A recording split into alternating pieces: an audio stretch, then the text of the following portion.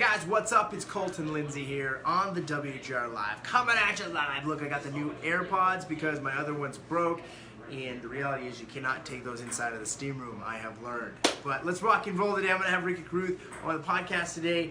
Cool guy out of Alabama, doing over $100 million a year in GCI. From you hear it, cold calling. Here he is. I'm going to pop him onto the line. For those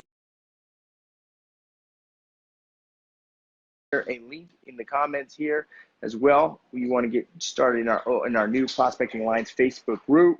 So hopefully we're getting him on here. Make sure if you guys are hopping on, Karen, everyone else, make sure to like, comment, share, and make sure we get this video out to other people. I'm trying to get him on. Here he is, slowly but surely. Ricky, what's up, man? Can you hear me? How you doing? Yeah, I can hear you. Dude, good. Did you do your hair just for this interview today? Yeah. I spent a lot of time on it. Dude, what is that TV behind your screen? What is that, an old school TV behind you? What is that? Yeah, it is. Yeah, it is. It's a lot of people don't know what these are, dude. They're like it's like a cube, and people used to watch TV through these things. It's crazy. Does that have the VHS? We had. Yeah, it's got the whole 9 yards, dude. Actually, it's a DVD player, man. They upgraded that one. It's an agent before the agent that was in here before I was here. Yeah, and then I asked my assistant if she wanted to take it down, and she said no. And I was like, "Are you gonna watch TV there or something?" And she said no. I said, "Well, it's liable to fall on your head because, as you can see, she's right under the TV. That's a big TV too." And I was like, I was kind of worried about her, but she likes it. That's cool, man. I haven't seen one of those in a long time. My mom buys like DVDs for my daughters for Christmas. I'm like, Mom, I don't even own a DVD player, right? Like, we need to like an iTunes gift card to get it on the Apple TV. Like, I don't know. Like, it's just so funny how things have shifted. Anyways, let's hop into it, man. So real quick, first 60 to 90 seconds, give the story of where you came from to where you're at and keep it in 90 seconds. I love to hear about it. And you guys are hopping on, like, comment, and share. Put an L if you're live and R if you're a replayer. Go ahead, Ricky. 90 seconds. All right, so basically from Orange Beach, Alabama, grew up roofing houses, got in real estate when I was 20, made $1 million by the time I'm 23, lost it all in the crash, learned that the business was all about relationships and, long-term relationships, and it's not really about the deal, it's about the relationship, it's not about the appointment, it's not about the listing, the closing, all that stuff. It's about connecting with people long-term. That's all it's about. And are you talking to new people every day? And so once I figured that out, it took me 6 years to learn that. Then once I knew that, then it's like I knew everything I needed to know. But then it took me another 6 years to actually implement it, like 6 years of implementing it to get where I wanted to be, right? So Yep. 2010, we had the oil spill. It was another mini crash. When I made it through that, I was like, okay, I made more money through that year than the year before. I said, okay, I want to go to Remax. Remax is the thing down here. Like, I know there's all these companies and all this stuff, but like Remax is like the thing where I'm at. Yeah. It's the best, it's the number one, it's the top, and so I always wanted to be here. So I came here that year when I found out that I could make consistent sales even though the market shifted. And then from there, I just kind of climbed my way up the Remax ladder to being number one in the state a couple times and doing 100 deals a year, single agent. Made over $1 million last year, which was like a lifelong, like an achievement award for me. And so now I'm just, last year decided I kind of got bored with that. I want to continue making $1 million a year there. I wrote 2 books last year. I started writing, speaking, coaching. And so that kind of brings us to where we are today. So even though I'm not spending as much time as I used to, yeah, go ahead. You got married this last year, right? Or this year? Or last year? October. Yeah. Yeah, October. October, went to the Bahamas, had a really good time in Atlantis with the family. And really had a good time. So going back there this October, the 1 year anniversary was part of the package that we got, the wedding package. So we're going back. Dude, you know what I love about Atlantis? Dude, they got this Ben and Jerry ice cream there, dude. Did you go to the Ben and Jerry's there, dude, Atlantis? I would go there like, dude, it's so freaking delicious. And I was addicted to their ice cream. I love their ice cream. I don't know what that's all about with the Atlantis Resort. They got delicious ice cream there. So Is it better than normal or I something? don't know. I think it's because it's so hot and Ben and Jerry's is good already. So it's like it's not soft serve. It's nice and delicious scooped with all their fantastic flavors. It's just plus the atmosphere. You get to sit out there and you get to see the open bay, and it's just like a really cool thing. I don't know. That's my favorite spot of Yeah, Atlantis. So here we it's are. a cool place, man, for sure. So let's focus on a few things with this conversation. So when I hear you say relationships, that's what I talk to a lot of my followers about is attraction-based prospecting. And you said there's two parts. Making sure you're talking to new people, number one, and number two is making sure that you're really building a relationship with those people over time, right? So which is more important, starting the relationship or maintaining it or both? I think both. Like you have to create, it's like create and maintain. Like you have to create them constantly and you have to maintain them constantly. So you have to have a system in place for both. So I think that the best way, I really think the best way to create is voice to voice, Okay. right? I think that's like the best way because you find out like if you really connect, Yeah. voice to voice, like does your personalities really match up, like above a text and an email or your picture on a website? Like you talking, does that really, do you jive, right? Yeah. So connecting there, and then you can use all that other stuff to maintain. You can use, I do a weekly email. You can use social media. You can use whatever you want to use, a CRM, a drip campaign, whatever your thing is with maintaining it from there. I think is fine as long as it's consistent. It brings them value. It's something different. I wouldn't get on one of these drip campaigns that's the same old stuff. Nobody cares about how to make shrimp etouffee or like what color to paint your room because it's, fall, stuff like that. Like nobody cares about that. They want to know market information. Yep. And I think that's the one way that people can bring value to the market, like especially new agents, Yep. because new agents always want to know like how do I break into the market? I have nothing to offer. I haven't sold anything. I'm inexperienced. What do I really have to offer? And what you have to offer is the fact that new market information comes out every day, and you actually have time because you're a new agent. You don't have anything to do. You have time to take that market information and send it out to the general public and provide a service of being the first one to bring that information to the market each and every day. I mean, there's new listings, closings, sales, pendings every single day. Yes. So So let's I start. think that Let's I start think with that the you initial focus on phone that. call. Let's back up. How many initial phone calls do you make every single day? New conversations. I think that people get too caught up in like how many calls they're making and how many people are picking up and like stuff like that. I think they should focus on how many conversation actually had. So I think one day you might have a day where I think you should talk to at least 20 people a day if you can. 10 to 20 people every single day would really be a really good place to be. But a lot of people can't do that consistently. So you might not do it one day because you're busy. So the day before, you need to do like 20, 30, or 40. Kind of, like an average of 10 to 20 is great. Yep. So like one day you might make 200 calls and talk to 20 people. The next day you might have to make 250 calls to talk to 20. So the number of calls doesn't matter as much So as did you actually talk to people and how many so people did you talk averaging to? 20 conversations a day, and who are these conversations with?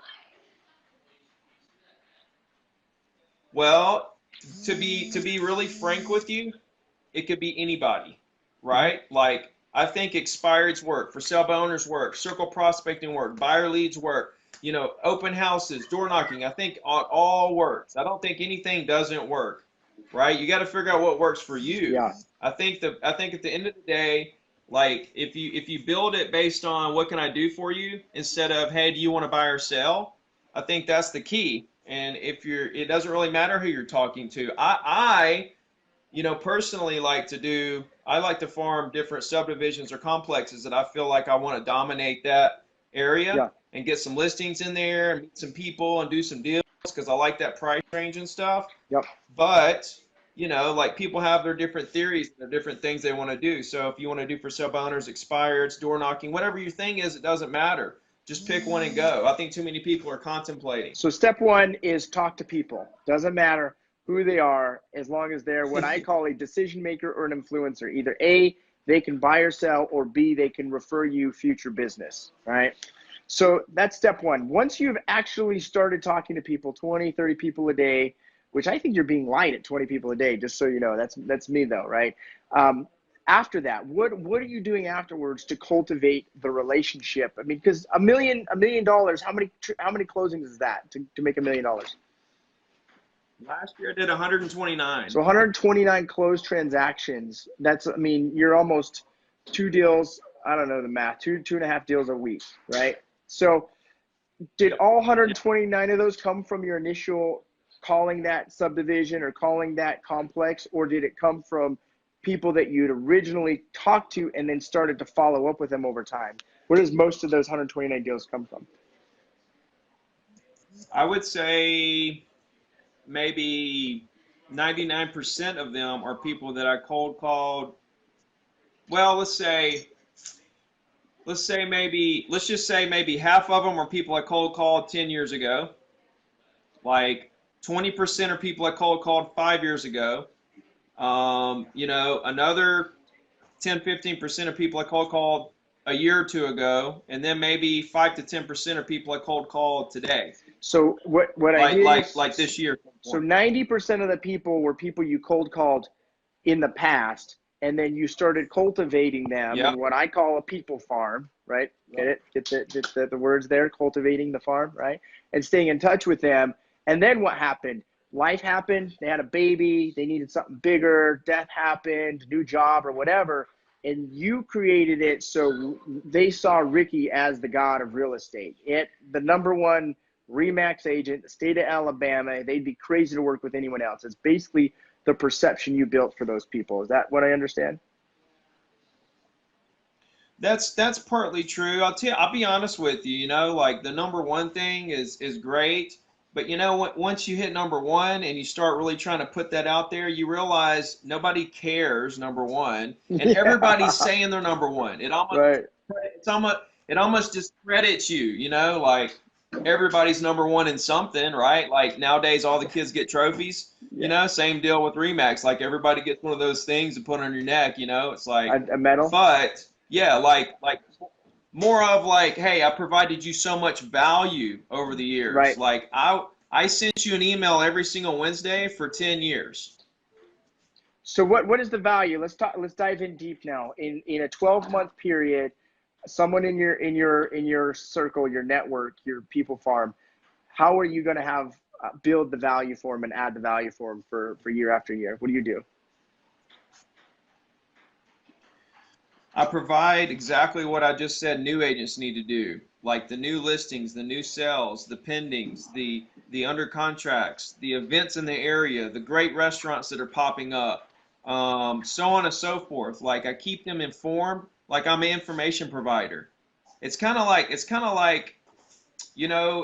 of like you're just providing so much value for free. Like here is everything I know about market sales, listings, pendings, like we just had a new restaurant open up down the road. I'm fixing to do a really big push on that because it's a really good restaurant. And I'm about to really go Facebook Live and tell everybody how much I love them and stuff. And that if they just comment and share this post, I'm going to give away a $50 gift certificate to that restaurant. Yeah. And I've done that before, and it would hit I think I hit 18,000 on my last one that I did like that because 300 or 400 people shared it, and so it puts my name in front of so many people and their friends and stuff like that. Just thinking of things like that to provide value and get in front of people, But the market information, man, I think new agents, if they'll really realize that they have an upper hand on experienced agents because they got time to research the market and get that market to the public quicker than anybody else. I think that's just a big thing that new agents are missing. So let's shift gears a little bit because I get the concept of creating and adding value to your network. How does technology change things? Because I think too many people are starting to think, oh, now I don't have to make the phone calls, right? Like I don't have to do the real work. And yet what you're saying is technology just enhances how you deliver the value. Is that what I get from you? Dude, I'll be honest with you, man, about the technology and stuff. Like, let's see, am I breaking up You're on you? breaking up on me. Yeah, you're a little fuzzy. It must that internet in Alabama is a little bit shoddy there, huh? It There you is are. sketchy as hell, dude. But like like like technology to me, the thing that I'm most excited about, like software wise and technology, is the freaking dialer. Like people are trying to get away from cold calls because of technology, and they don't realize how like I didn't have Facebook, Zillow, Trulia, dialers. I didn't have any of this stuff when I started, and Yep. like it took me 15 hours to look up 100 phone numbers and dial those numbers by hand.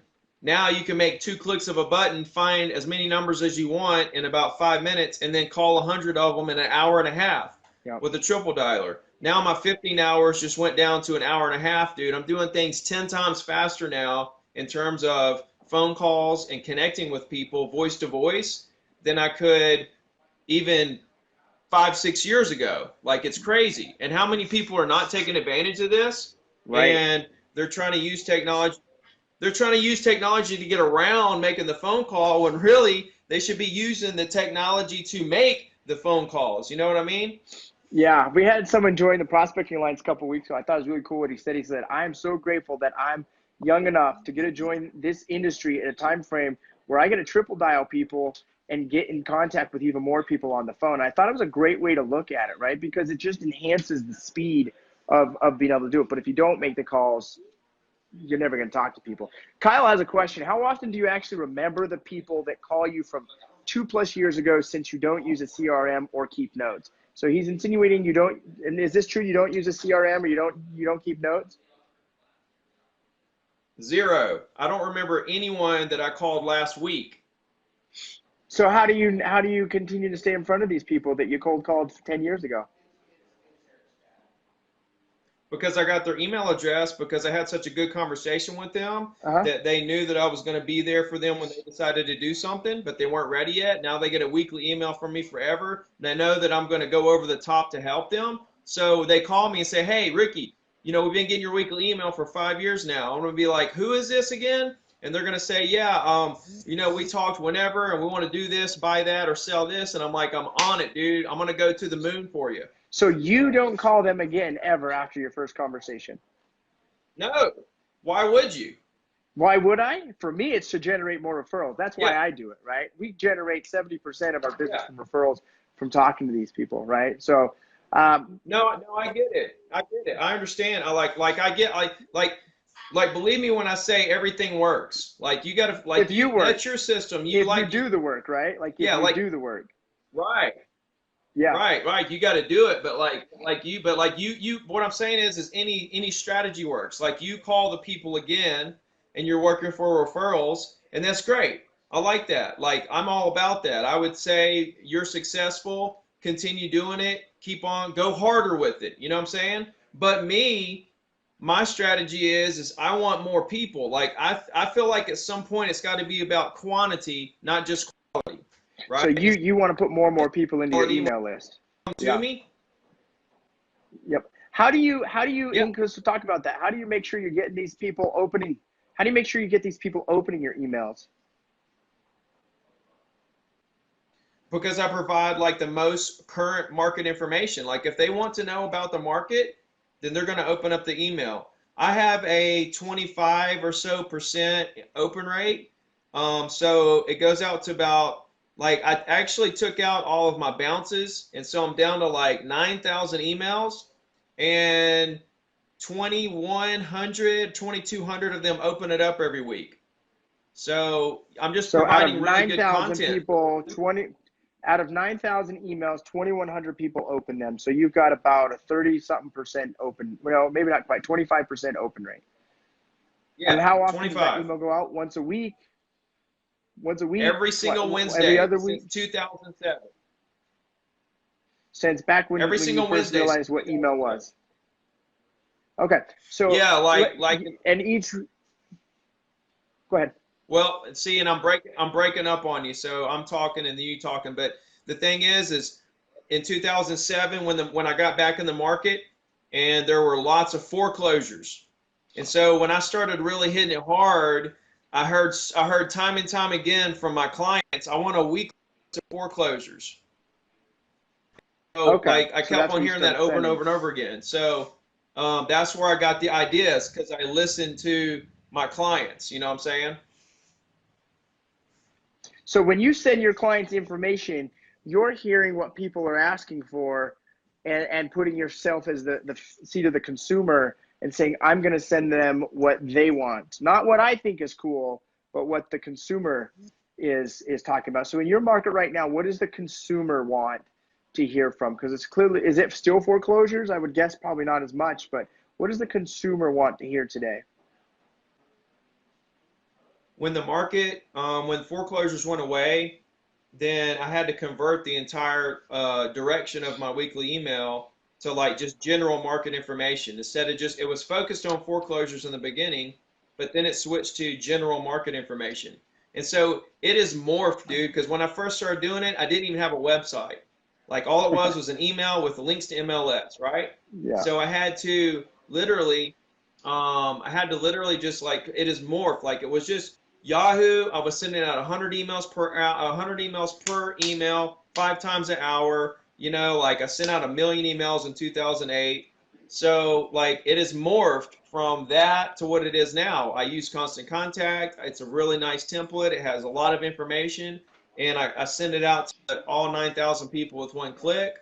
And so it's come a long way, you know, like it didn't happen overnight. But yeah, to answer your question, I listen to what my clients want. And so they want to know, they want to be like on top of the market. Like right now, there's less transactions this year than last year in my market.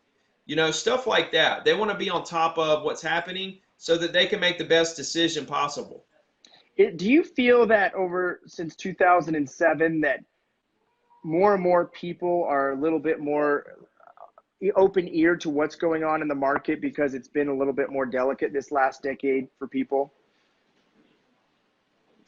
Meaning I don't know. people are way more aware today than they were maybe 15 years ago or even 10 years ago.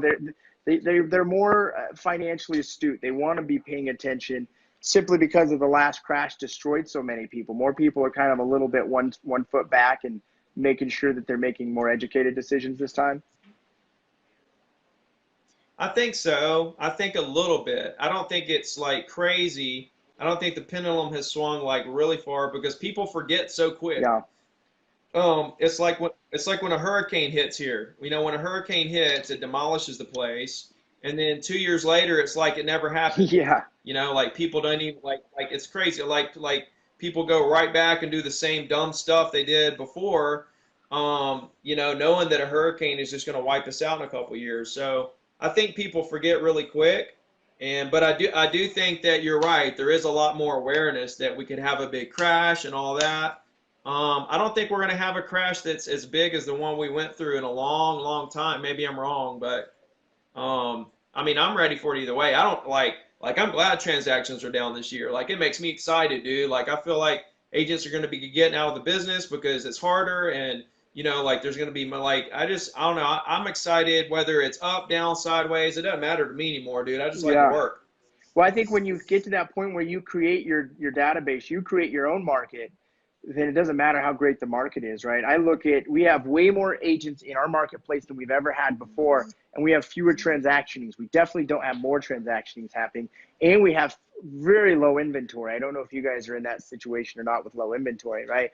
And so what happens is there's more sharks fighting for the chum in the water, and I can sense it Yeah. hurting agents, right? They can, because their revenue is down. And so you can just feel it in the marketplace. But for me, I'm excited because we're expanding. We're bringing on new people into our organization. We're going into new office space. We're growing with our online. Like to me, this is such an awesome time that if you do things like you or similar in the sense of you have a system and then you continually fill people into the system, that your message of value is going to get out there and you can't help but grow no matter what the market's doing because you're creating this network of people that just know this is the guy. This is when I'm making this big decision that affects me for the next decade financially and with where I'm going to live. I want to entrust it with this right person, right? So let's shift gears a little bit. I love what you're doing there, but let's talk about your coaching side of things. Are you still running your coaching business? Are you not running your coaching business? What's your goal with that side of things? The coaching business is doing tremendous. I probably 3 months ago I went totally free. I switched to completely free. So you know what like since then it's really grown because of course everybody loves free stuff. But on top of Right. it being free, it's really good. Like in this way, like I feel like I can offer more free because like I can talk freely. I don't have to hold back. I was really holding back my phone scripts. I didn't want to give it away because I wanted them to have to pay for that. I really Yeah. didn't want to give them my 90-day action plan. I really didn't want to give them certain things like the videos of me making phone calls and stuff. So now it's like I can just give that for free, and now they trust me that I'm just trying to help because I'm not asking for anything in return. And so, yeah, I mean, I took a fork in the road where now I'm free. And so now I'm going to make money on the back end of speeches and books and affiliate stuff and all that kind of stuff. And I see a much bigger opportunity there because I'm able to grow a bigger audience like this. I mean, it took me a year to get to 1,000 subs on YouTube. And then when I went free, I doubled that in a month. So, you know, now I have momentum going. You know, now I actually have something that's building some momentum. So, like Friday, I'm going to do a live session. It's going to be role playing on YouTube Live, and it'll be a live role play session and Q&A where we'll just get down and dirty, you know, and just really get into the meat and potatoes of what everybody's problems are, role play it out, and get to those, you know, places where people feel comfortable. And you're just trying to help people, really. You know, I mean, it's just like real estate. I realized, Colton, that I wasn't running my coaching business the way that I coach agents to run their real estate business. I coach them that it's about the relationship. But here I was trying to get them to pay me a couple $100s, and it didn't even feel right when I was doing it. So when I flipped over, it was, you know, now I feel like I'm actually practicing what I preach you know, with real estate in my coaching Yeah. business. So what's the outcome that you would like to see from with the coaching business? What do you hope to achieve? I think that overall, like a big thing for me is helping new agents realize a couple of things, and I think that through bringing awareness of those few things, I can literally single-handedly reduce the failure rate in the industry. But I think those few things include very simply the fact that losing deals is a big part of this game, and you actually get a gift. It's a gift because you have the opportunity, and you learn something from losing it, but you also get future time back Yeah. that you don't have to spend on that deal anymore. Like that future time back is such a gift. And like you should be happy about it, not upset, or you can't do anything about it if the prospect chose somebody Yeah. else. So like losing deals are amazingly great. And the fact that the only thing holding everyone back is literally fear. Fear of the Hmm. market crashing, fear of losing a deal, fear of getting on the phone, fear of talking to people. Everything is fear based. And so if I can get in the new agents' heads and say there's nothing to fear, like tell me your biggest fear. Okay, that doesn't even exist. You're just worried about something that's not going to happen, and that losing deals is a big part of this game. If I can get that into their heads, and then from there create a foundation to then actually tell them what they need to do, step one, step two, step three, step four, then I really believe I can make a big difference, like and help reduce the failure rate in the industry. So what would you say the top three things are that a new agent must do in order to be successful and to keep from being in that 87% that fails out? I think that the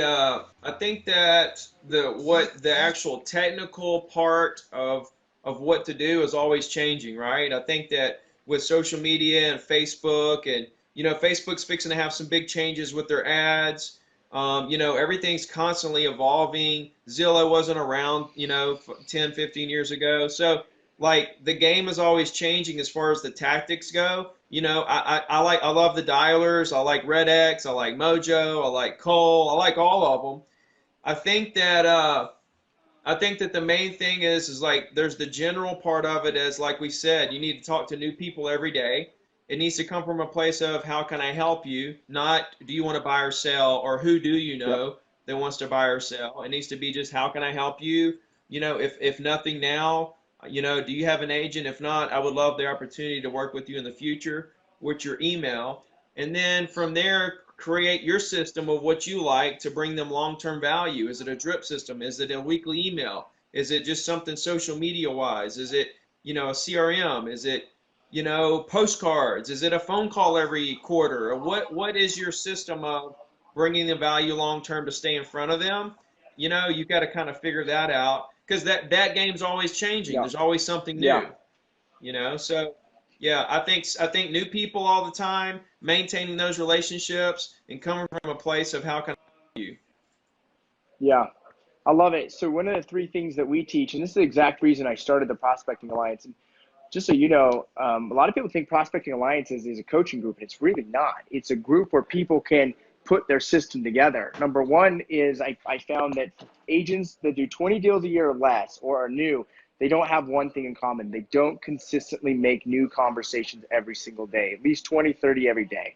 I suggest more, right? Yeah. The second thing that I believe that they don't do that allows them to kind of stay below what their opportunity is they don't master the art of communication, the ability to get people to like them, the ability to say, yes, I want you to be into my system and stay in touch with me, right? So it's that skill set, or even how to convert once you have the opportunity to the actual appointment and to sign the contract, right? And then the third thing that I believe is they just lack accountability. And I think there's a really misconstrued what people think accountability is. I think a lot of people believe accountability is that, Ricky, I'm going to hold your feet to the fire. And I actually believe accountability is to create a safe space for you where you can bring to awareness over and over again, what is the outcome that you want to achieve, to remind you this is why I'm doing the work, right? Versus to be like, dude, Ricky, got to hit your fucking numbers. Ricky, you suck. Ricky, like, why aren't you making phone calls, right? Like, that's not accountability.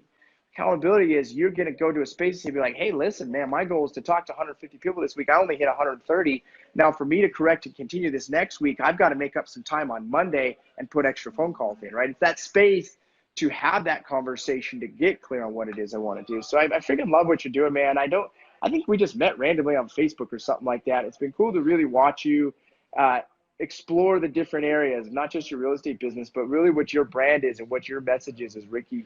And I love it, man. What can I do to support you or help you grow even further? You're doing it, man. Just stay in touch like we're doing. We've been on each other's podcast, I think a couple times. And as your audience grows, as my audience grows, we'll both just continue to bring value to the industry. And I think that's just the bottom line for me is just I want to align myself with people like you that's trying to just bring value to the industry. I think there's too much out there that's crap. Like I think there's just too much out there that's leading agents down the wrong Yeah. road. And it's sad because when they come in the business, they're just a blank slate. They don't know any better. So they just latch on to whatever they find. And a lot of it's just bad information. And then they get in the routine of whatever that they were learning there and they get caught in this little trap.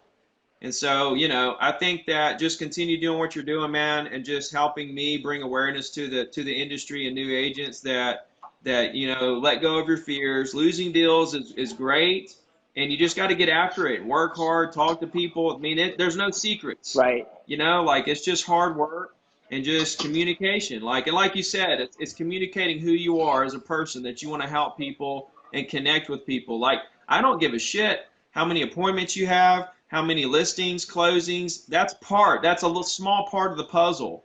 But like how you connect with people when you meet them and how you make them feel comfortable with you, that's what I want to know. How good are you at that? For sure. And that's what I love, like about real estate. And I was stuck in where a really big ego space for a lot of years because it was about the numbers. It was about the units. It was about where did I sit on the MLS and in the board and that, right? And then when I could realize that, listen, I've been given a really amazing gift in order to help people with one of the largest transactions of their life. And every single day, just like me, they're dealing with something, whether they've got kids, health issues, financial issues, marriage issues, whatever, right? Like people are dealing with life every single day. So if there's a way that I can make their journey through their experience just a little bit easier and better and an even better outcome for them, and it happens to be through real estate, awesome. That's just a blessing for me. And it's about that's what I've defined for me when I die, which I don't know if you know this or not, right? Like there's this fear of death. Everyone should have it because you are going to die one day, right? There's two ways to work with the fear of death, I believe, Ricky. One is I see people do it all the time, sedate themselves, whether it's with social media, with drugs, with alcohol, with sex, pornography, their phone. People's fucking phones are in their face all day long. They're sedating themselves, right? Or the other way is you can actually use that fear to ignite you to actually go live. And for me, living is making a difference. It's really impacting other people's lives. And just like people impacted me in this business, I have almost a duty or a sense of obligation to give back to my community, the real estate community, the biggest way possible. I think that's where I really resonate with you. Is I don't think it's about the money for you. Not that you don't like money. I'm sure you do enjoy making money, but it's really about how can you serve your community, and that's what I really enjoy from you, man. So thank you. Dude, it's like this. You're gonna get whatever you put into it. You know, like if you want $1 million, you got to put $1 million worth of value out there. If you want $1 billion, you got to put $1 billion worth of value out there. So, you know, that's what I'm trying to do. Like, yeah, I'm going to make millions of dollars. Okay, whatever. It's not really about that because I only need 100,000 a year to live. Like it's about creating the value, right? And a lot of people think, oh, that's greedy. You want the money. No, actually, the money helps me help more people. Yeah. Like, because if I can make enough money to where it buys me more time to come up with more ideas to help the world even more, look at where we are. So it all depends on how you look at it. You know, you're always going to have haters. You know, you just have to tune it out. You have to, you know, be yourself and just appreciate, you know, what you got. Yeah. And I think that's key. Be yourself. And part of being yourself is stripping your ego away. You got to get rid of the ego. And I believe the ego is the voice of fear. Ego is the voice that causes it. And when you're afraid, you feel it till like sometimes you're like, I've been there where I felt completely powerless, and it's a terrible fucking disgusting space to be in. But the moment that I can say, fuck this, it's my life, it's my show, it's my world, it's my reality. The outcome that I want is to be able to serve other people because that brings me joy. That brings me bliss. That's the outcome I want, right? Appreciate you being here, man. How can people get in touch with you or join your coaching program or learn more about what Ricky's doing? I would say like the best thing to do, if I were anybody out there who's not following me yet, just find me on YouTube. Like YouTube is where I'm putting out most of the free content. And then the links in below the videos kind of shows you how to get my phone scripts and get in touch with me and all my social media stuff. Or you can go to zerotodiamond.com. That's where you can sign up for just free coaching, where all my phone scripts, videos, you know, action plans, jumpstart programs, all that good stuff is. Also, there's a Facebook group, Zero to Diamond Real Estate Agents, Zero to Diamond, and you know, everybody, a lot of agents that are going through my program, they're there networking, and there's a lot of amazing positive things happening there. So it's another good resource. Awesome. Cool. So Charles, go to zerotodiamond.com, and I guess you could get on your email list there, right? At zerotodiamond.com. Cool. Yep. Awesome. Yep. Thanks for being here, man. I look forward to watching you continually grow. We'll see you later, Ricky. Absolutely, man. See you, bud. So there you have it, conversation with Ricky Carruth. What I love about him is that, number one, it's all about the conversations. In fact, his back-end follow-up system is a freaking email, which is really emails get open, and my guess is it's not the same 25% every time, so it filters through and people are constantly seeing his content. So 2 takeaways. Number 1 is, and we teach this really a lot in the Prospecting Alliance, is have enough conversations every single day to begin a relationship where people will hear your message, hear your voice. Second thing is have a system of follow-up for those people that you continually add value for them. For us, it's simple. It's emails, it's text messages, phone calls. It's our WGR events. We loved it. We're doing the dinosaur park coming up here soon, right? It's adding value for these people continually over and over again. The other thing I picked up from this is pick a system and run with it. Duplicate a system that you know works and put the work in to make it happen, right? Everyone has a system or a twist of a system, but where people are failing is they don't pick a system and do it over and over again. They're always getting these little magic flies flying around and getting distracted instead of just doing the work, right? So as you guys can see in the back here, I believe, and this just happens to be for something else I'm working on, but I think this is perfect, is on my right shoulder, left shoulder, I guess, in this video, is there's the 3 things that realtors are failing at today. Is number 1 is they don't have a simple structure, a strategy to follow in which to be on the phones or door to door, having new conversations with people every single day. And Ricky said it, whether it's a buyer lead, a Zillow lead, a cold call lead, a FSBO, an expired, whatever, have those conversations every single day. He said 20. I recommend closer to 50 every single day. Number 2 is not every single day realtors aren't focusing on that skill set, that art of communication, the ability to when someone answers the phone, how do I start that conversation? How do I lead it to a yes? What are the rules of engagement? How do I ask the magic question and set an appointment? How do I close to actually meet with them? And then part of that too is having the skill set of being able to follow up with them, right? Being able to document the process. And then the third thing is there's no accountability, right? Accountability is not holding your feet to the fire. Accountability is over and over again bringing to your awareness what the outcome is that you want to create and what's the next step that's going to drive you there. Accountability is the opportunity to use repetition, which happens to be the mother of all skill. So appreciate you being here. I want to invite you guys to, if you need cold call leads, go to colerealtyresource.com. You can mention the WGR. They're usually doing a discount. I know for a while they were offering a $500 discount for anyone that mentioned the WGR.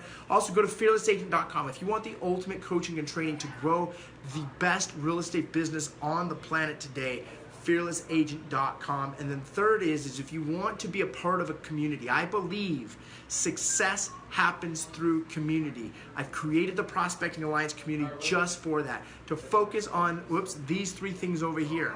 Skill set, you can see over my shoulder right here, it involves communication, the openers, the rules of engagement, the close. Over here, the simple structures, how often do I call, when do I call, how do I call, what leads do I call?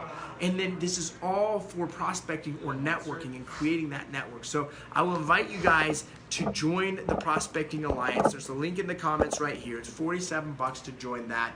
And it's not a coaching program. I want to be very clear on that. Do I do coaching? Yes. One of the things that I do in there is you submit your prospecting phone calls recorded, and I break it down for you to teach how can you improve even more in that communication, right? But the idea is that we are supporting together everyone. There's about 90 members in the Alliance right now. 8 of those are part of my mastermind group. A handful of them are part of my own real estate sales team, and the rest are people just like you that are really looking to put the pieces to the puzzle together. Number 1 is they don't have a system, okay? And they want to create a simple structure that they can follow, like Ricky was talking about. Number 2 is they don't have the skill set or the mindset, and they're willing to learn how to put that into place. And number 3 is it creates an awesome space of accountability to bring your goals and your targets to awareness so that you can do the work day in and day out, because it's not a matter of when you lose that deal. That will happen. It's a matter of how do you deal with it, because that's simply temporary defeat. And we have 2 ways we go with temporary defeat. We go to the negative state of the fear, of the anxiety, of the overwhelm. And sometimes people are going to powerlessness. I see people get out of this business all the time because they're too afraid, right? Or you can manage that state, which we talk a lot about in the Alliance, and grow it to another level. Thanks for being here, guys. We'll see you later. It's pan dulce, dude. Sugar bread. Cholula. Frank's hot sauce. What's on top? More donut. The donut.